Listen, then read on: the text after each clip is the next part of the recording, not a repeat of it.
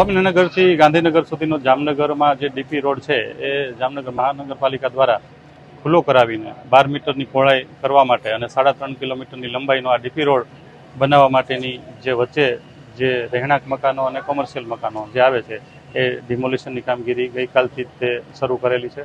પૂરતા પોલીસ બંદોબસ્ત સાથે આ કામગીરી તારીખ 31થી શરૂ છે. લગભગ 80%થી પણ વધારે રહેણાંક વિસ્તાર છે અને 15% જેવું છે એ કોમર્શિયલ મકાનો છે.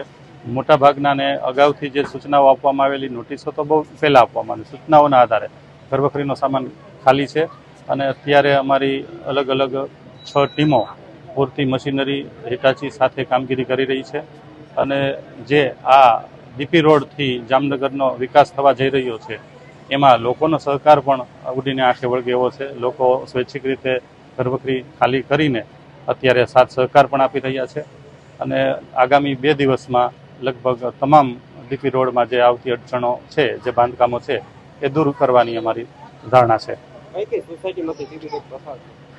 અત્યારે સ્વામિનારાયણનગર, ગાયત્રીનગર, ગાંધીનગર, મચ્છરનગર આ અલગ અલગ સોસાયટીઓ છે.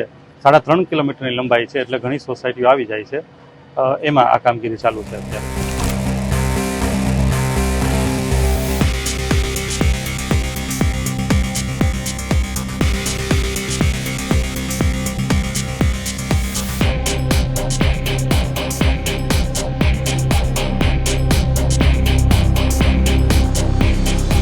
સચોટ સમાચારો સૌથી ઝડપી મેળવવા માટે અમારી ચેનલને સબસ્ક્રાઇબ કરો.